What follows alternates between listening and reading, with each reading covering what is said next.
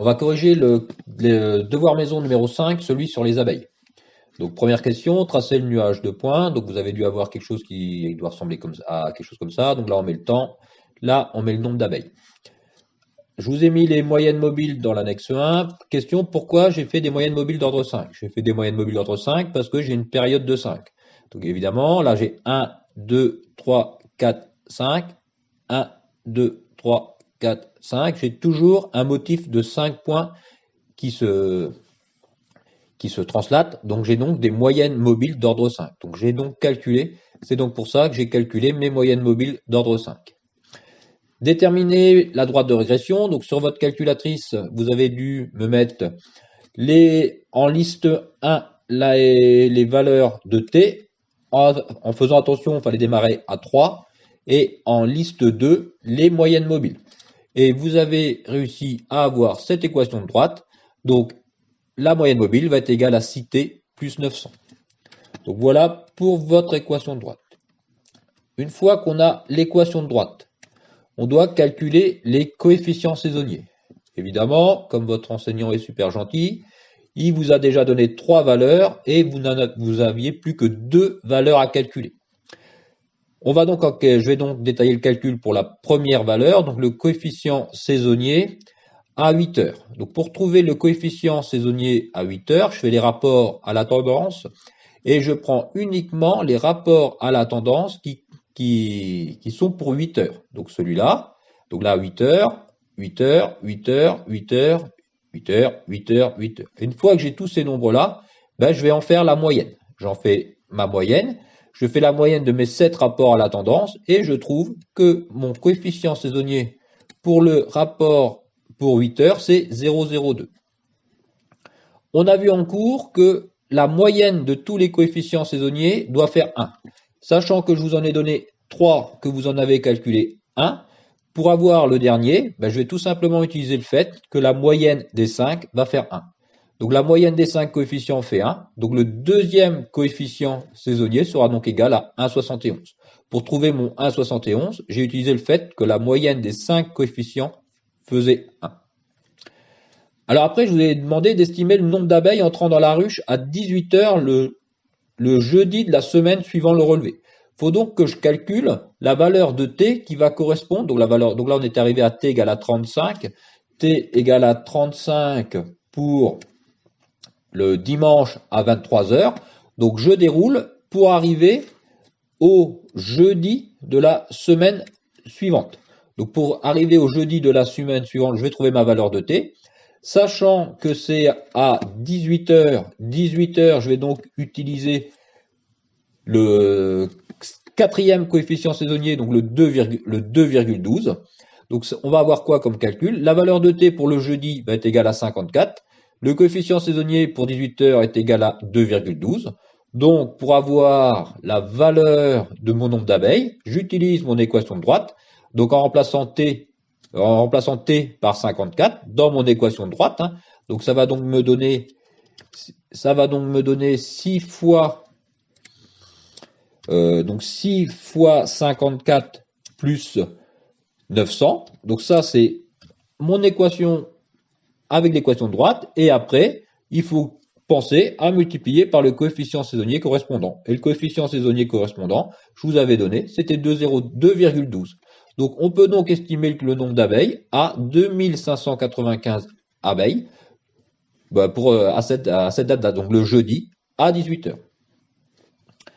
Deuxième exercice, donc l'exercice de maths financière. Donc on a plusieurs façons de le faire, soit directement à la calculatrice, mais je vous avais dit de m'écrire les formules. Je veux absolument les formules, parce que le jour du CCF, si vous avez tout faux, je pourrais pas vous mettre de points. Donc surtout, vous m'écrivez les formules. Premier exercice. Donc je place 175 euros, donc une fois 175 euros, à un taux composé de 0,75%. Combien allez-vous avoir dans 3 ans? Donc là, la formule que je veux voir, donc 175 multiplié par 1,075 à la puissance 3. Pourquoi 1,0075? Je vous rappelle, quand le taux est de t%, la raison va donc être de 1 plus t. Directement à la calculatrice, 0,75, la valeur qu'on met 175, comme je ne remets rien régulièrement 0, et j'ai mon résultat. Donc avec un moins, car c'est la notation calculatrice. Deuxième exercice, quand aurez-vous un capital supérieur à 15 000 euros? Donc c'est toujours pareil, je place toujours 175 une fois à la puissance, donc à la puissance n, et je cherche à partir de quand n va être supérieur à 595. Alors si vous avez des graphes 25, vous le faites avec le menu tableau de votre calculatrice. Si vous avez des graphes avec le menu maths financière, ben donc ça se passe comme ça. On a notre taux d'intérêt, je place toujours 175 euros une fois, donc ici j'ai bien mon 0, et à la fin je veux dépasser 15 000 euros. Je clique sur N et je tombe sur 596 ans. L'exercice suivant, alors maintenant je vous avais mis tous les ans, donc tous les ans ça veut dire quoi? Ça veut dire que vous remettez tous les ans, vous retournez à la banque.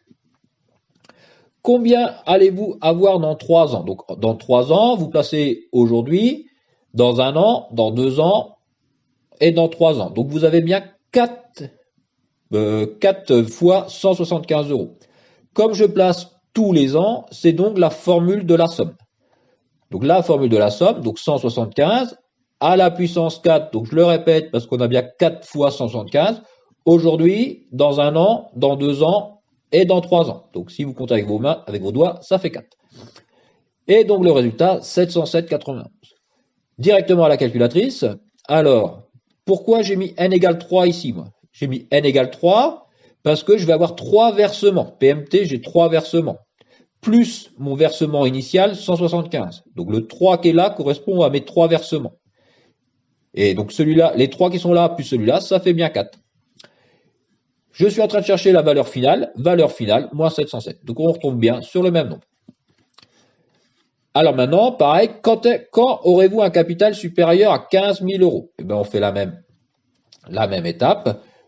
Donc, c'est cette formule-là, donc 175, donc à supérieur à 15 000 euros, je vais avoir n plus 1 versement qui doit dépasser 15 000 euros. Pour les calculatrices qui n'ont pas le menu maths financière, vous utilisez le menu tableau de votre calculatrice. Pour les autres, eh ben donc là, vous écrivez donc 0,75, 175, votre premier versement, les versements que vous allez faire après, et donc on cherche à partir de quand on va dépasser 15 000 euros.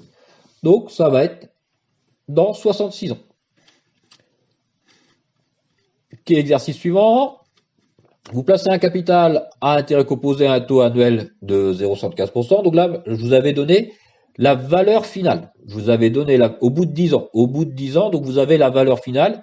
Et maintenant, je suis en train de chercher combien vous allez placer aujourd'hui pour avoir dans 10 ans ce nombre-là. Donc je cherche, donc l'équation, c'est cette équation-là. Donc directement la calculatrice, là, c'est facile à résoudre. Hein. C'est 56,03 divisé par 1,0075 à la puissance 10, ça me fait 52. Sinon, si vous voulez le faire directement à la calculatrice, dans 10 ans, 0,75. Donc là, c'est le nombre qu'on est en train de chercher. PMT, je mets 0 parce que j'ai aucun versement régulier. Et donc, mon FV, je le connais, 56, et je cherche PV. Et PV, ça va vous redonner le même nombre. Dernier exercice, donc maintenant, vous placez tous les ans, donc c'est pareil, tous les ans, donc la formule de la somme. Au bout de 25 ans, donc au bout de 25 ans, c'est-à-dire que je suis en train de vous donner la valeur finale. Je vous donne la valeur finale et il faut me dire combien vous avez placé tous les mois, pour avoir dans 25 ans 2544. Quelle équation on doit résoudre? Donc au bout de 25 ans, donc c'est comme mon histoire des 3, au bout de 3 ans dans le premier exercice, donc il y a bien 26 placements. Le placement d'aujourd'hui, plus les 25 qui suivent. Donc la formule, donc 1 moins 0,75 à la puissance 26, j'ai bien 26 versements, et je cherche quand ce nombre-là va dépasser 2544. J'utilise la formule de la somme parce que ici j'écris tous les ans. Et je cherche X. Donc soit vous faites ça divisé par tout ça, vous allez avoir 89 euros.